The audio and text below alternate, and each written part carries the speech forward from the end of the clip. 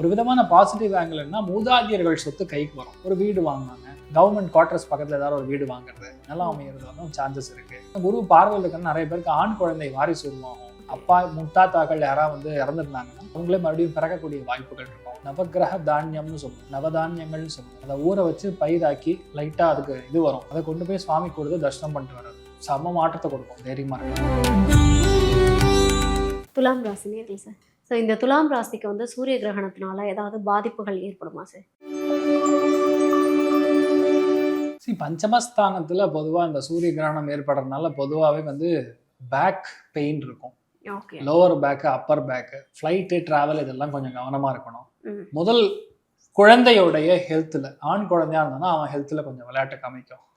லைட்டாக வந்து ஹாஸ்பிட்டல் ஆகிறது, தொண்டை எரிச்சல் கொடுக்கறது, இல்லைன்னா லைட்டாக ஜுரம் வர்றது, ஸ்கின் ப்ராப்ளம்ஸ் வர்றதுங்கிற மாதிரி இருக்கும். ரத்த பந்த உறவுகளுடைய இறப்பு கண்டிப்பாக ஏற்படும். தாத்தா அல்லது பாட்டி, அப்பா அல்லது அம்மாவுக்கு ஏதாவது சர்ஜரி, இந்த மாதிரி விஷயங்கள்லாம் பார்க்குற மாதிரி வரும். ஆனால் அட் தி சேம் டைம் குருவுடைய பார்வை பலத்தில் இருக்கனால இவங்களுக்கு பெரிய பாதிப்புகள் கொடுக்காது.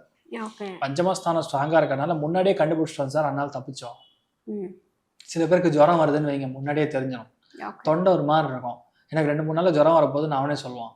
உடனே வந்து அதுக்கு வந்து அசித்ரோமைசினு, குரோசின்னு, கால்பால்லாம் போட்டு ரெடி ஆகிடுவாங்க. அந்த மாதிரி விஷயங்கள் முன்னாடியே தெரிய வரும். பஞ்சமஸ்தானத்தில் இருக்கிறதுனால ஒரு விதமான பாசிட்டிவ் ஆங்கிள்னா மூதாதியர்கள் சொத்து கைக்கு வரும். ஒரு வீடு வாங்குவாங்க, கவர்மெண்ட் குவார்டர்ஸ் பக்கத்தில் ஏதாவது ஒரு வீடு வாங்குறது, பெரிய ஒரு பொறுப்பான ஒரு பில்டிங் இருக்கும், கவர்மெண்ட் பில்டிங்கு, இல்லைன்னா பெரிய காலேஜ், இல்லை பெரிய ஒரு ஹாஸ்பிட்டல், இல்லையா பெரிய ஒரு ஏர்போர்ட் ஸ்டேஷன், அதாவது நம்மளோட ஏர்போர்ட்டு, அது பக்கத்தில் ஏதாவது வீடு அமையறதுக்கு நல்லா அமையிறது வந்து சான்சஸ் இருக்கு. அப்பா மூதாதியர்கள் சொத்துக்கள் பிறக்கும், வந்து ரிட்டர்ன் வரும். ஆனால் குரு பார்வையில் இருக்கிற நிறைய பேருக்கு ஆண் குழந்தை வாரிசு உருவாகும்.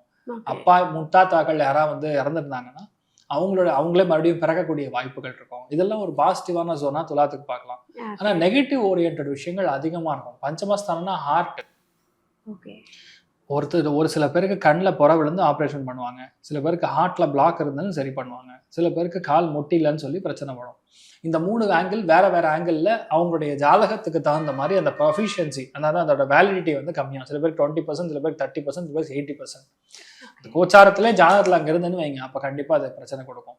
அதனால இந்த டைம் பீரியட்ல கொஞ்சம் கவனமாக தான் இருக்கணும் துளாராசி நண்பர்கள், அவசரப்படக்கூடாது.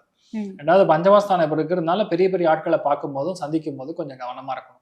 பெரிய விஷயங்கள் பண்ணுறோங்கிற ஒரு நம்பிக்கை இருந்தாலும், சந்தோஷமான விஷயங்கள் நிறைய நடந்தாலும், அட் தி சேம் டைம் உங்கள் ஹெல்த் ரொம்ப முக்கியம்னு சொல்லி பார்த்துக்கணும். ஓகே, எத்தனை பர்சன்ட் வந்து இவங்களுக்கு ஓகேவா இருக்குது? ஓகேவா இருக்கிறதுங்கிறது ஒரு 50% சொல்லலாமா, 50% நெகட்டிவ் தான்மா. மிதுனத்துக்கு எந்த மாதிரி பலன்கள் இருக்கோ அதே மாதிரி பலன்கள் தான் துலாத்துக்கு. ஆனா 5ஆம் இடமா இருந்து குரு பார்வையில் இருக்கிறதுனால பெரிய பாதிப்புகள் கொடுக்காதுங்கிறது என்னுடைய ப்ரெடிக்ஷன். ஓகே, இப்போ துலாம் ராசினியர்களை வந்து தங்களை பாதுகாத்துக்கணும்னா எந்த கோவில் வழிபாடு சிறந்ததா இருக்கு? குலதெய்வத்துடைய வழிபாடு தான்மா. மெயினா குலதெய்வத்துக்கு வழிபாடு, கும்பாபிஷேகம் தான் பண்ணாங்கன்னா போய் பாட்டு வர்றது, தான தர்மங்கள். இப்போ ரீசெண்டா மன்னார்குடி ராஜகோபால சுவாமியோட கும்பாபிஷேகம் நடந்திருக்கு. கரூர் தான் தோன்றிமலை கல்யாண வெங்கடாச்சலபதியோட கும்பாபிஷேகம் நடந்தது. ரீசெண்டா இங்க நிறைய பெருமாள் கோவில் கும்பாபிஷேகம் நடந்தது. அங்கெல்லாம் போய் ஏதாவது முடிஞ்ச அளவுக்கு தானம் பண்ணிட்டு வர்றது. நவகிரக தானியம்னு சொல்லுவோம், நவதானியங்கள்னு சொல்லுவோம். அதை ஊற வச்சு பயிராக்கி லைட்டா அதுக்கு இது வரும், அதை கொண்டு போய் சுவாமி கொடுத்து தர்ஷனம் பண்ணிட்டு வர்றது சம மாற்றத்தை கொடுக்கும். தைரியமா இருக்கலாம். நான் வந்து இப்போ ஒரு விஷயம் சொன்னேன், நீங்க சொல்லக்கூடிய விஷயம் வந்து அவ்வளவு துல்லியமா இருக்கும் அப்படின்னு. ரீசெண்டாக ஒரு விஷயம் ஓகே இப்படி நடந்திருக்க கூடாது அப்படின்னு எல்லார் மனசும் இயங்குது. ஆனால் வந்து நீங்கள் இதுக்கு முன்னதாகவே உங்களோட இன்ஸ்டா பேஜில் போட்டிருந்தீங்க என்ன அப்படின்னா, சில பொலிட்டிக்கல் ரீடர்ஸ் வந்து ஃப்ளைட் ஆக்சிடெண்ட்டை சந்திப்பாங்க, இந்த மாதிரி நிறைய பிரச்சனைகள் வரும் அப்படின்னு சொல்லியிருந்தீங்க. அந்த விஷயம் இப்போ நடந்திருக்குது. ஸோ இந்த மாதிரி இன்னும் ஏதாவது பிரச்சனைகள் நடக்குமா? இந்த சூரிய கிரகணத்தினால தான் இந்த தாக்கம் இருக்கா சார்? அர்த்திகல்பித கல்போயம் பிரத்யர்த்தி கஜகேசரி வியாச தீர்த்த குருர் பவ்யா தஸ்மதிஷ்டார்த்த சித்தையே. ஃபுல்லான் பக்தி நேயர்களுக்கு வணக்கம், நமஸ்காரங்கள். சூரிய கிரகணமும் சரி, சந்திர கிரகணமும் ரொம்ப கிரகணம் அப்படிங்கிறது ஒரு கெட்ட சம்பவமாக தான் எடுத்துக்க முடியும். தட்ஸ் அன் அஸ்ட்ராலஜிக்கல் ஈவெண்ட் பேசிக்கலாக. இந்த அஸ்ட்ராலஜிக்கல் ஈவெண்ட்டில் பொதுவாக சூரியன் ராகுவோட சேர்றதும் சந்திரன் கேத்துவோட சேர்றதும் இது பொதுவாகவே வந்து ஒரு நல்ல நிகழ்ச்சின்னு சொல்ல முடியாது. நான் பாம்பு கிரகங்கள்னு சொல்லுவோம், சாயா கிரகங்கள்னு சொல்லுவோம். அதில் போய் ராகு வந்து சூரியனை சாப்பிட்ருவார், அதே மாதிரி சந்திரனை கேத்துவை சாப்பிட்ருவார். இந்த மாதிரி இருக்கும்போது சாப்பிட்டுவார்னா இட் இஸ் நாட் ரியலி சாப்பிட்றது கிடையாது, அதுக்குள்ளே ஃபுல்லாக எங்கல் ஃபேன் அந்த ஷேடோக்குள்ளே போயிட்டு வெளியே வரும்போது பார்த்தீங்கன்னா ஆரஞ்சு கலரில் கருப்பாக அப்படியே வெளியே வரும். அப்போ வந்து ராகு கேத்துலுங்கிற சாயா கிரகங்கள், நிழல் கிரகங்கள், பாவ கிரகங்கள் மேலே அந்த சூரியனாக இருக்கக்கூடிய, அதாவது சமஸ்தமா மண்டலத்துல பாத்தீங்கன்னா நவகிரகங்களுடைய லீடரே பாத்தீங்கன்னா சூரியன் தான்.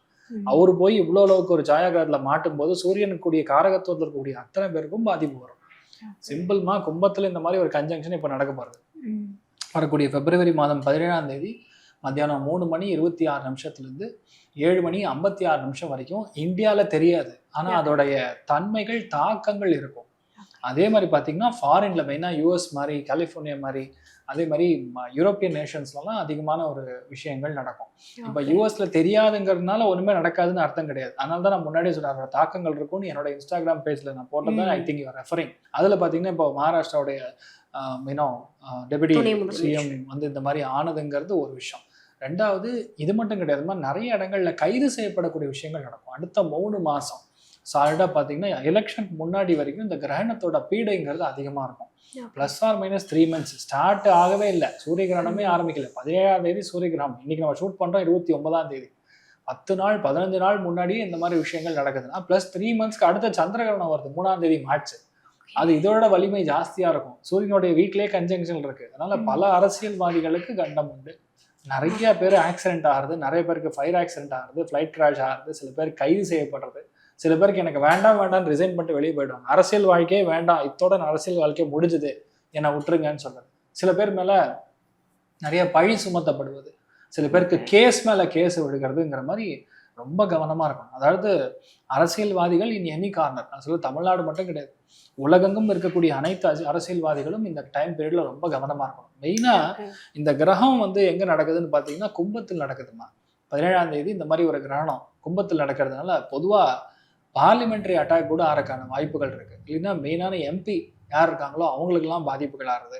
அதே மாதிரி எம்எல்ஏஸ் யார் இருக்காங்களோ அவங்களுக்கு ப்ராப்ளம்ஸ் ஆகுது. இன் ஜென்ரல் பியூரோக்ராட்ஸ் யார் இருக்காங்களோ அவங்களுக்கு ப்ராப்ளம்ஸ் ஆகுது. வெளியுறவுத்துறை சம்பந்தப்பட்டது அவங்களுக்குலாம் சில பிரச்சனைகள் வர்றது.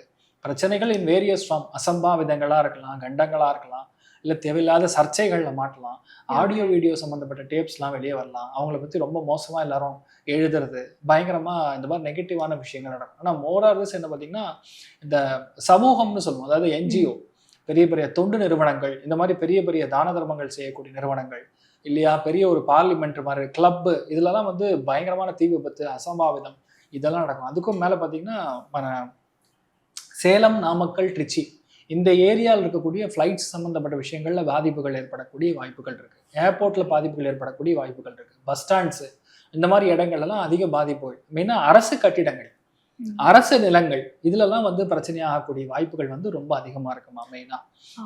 இதோடைய தன்மைகள் வந்து நிறைய நாடுகள்லயும் பிரதிபலிக்கும். பாத்தீங்கன்னா இப்ப நம்ம வந்து சிசிலியில மென்ஷன் பண்ணிருக்கோம் அந்த இன்ஸ்டாகிராம் போஸ்ட்ல. சிசிலியில பாத்தீங்கன்னா எவ்வளவு அளவுக்கு ஒரு சூறாவளி நடந்து ஒரு பனிச்சரிவுகள் பார்த்தீங்கன்னா லடாக்ல இதெல்லாம் வந்து இவ்வளோ அளவுக்கு பிரச்சனை கொடுக்கறதுங்கிறது ஆல்ரெடி முன்னாடி கணிச்சு போட்டிருந்தோம். இதெல்லாம் ஒண்ணுமே கிடையாது, அடுத்த 3 மாசம் தான் பெருசா பாதிப்புகள் கொடுக்குங்கிறது தான் என்னுடைய கணிப்பு.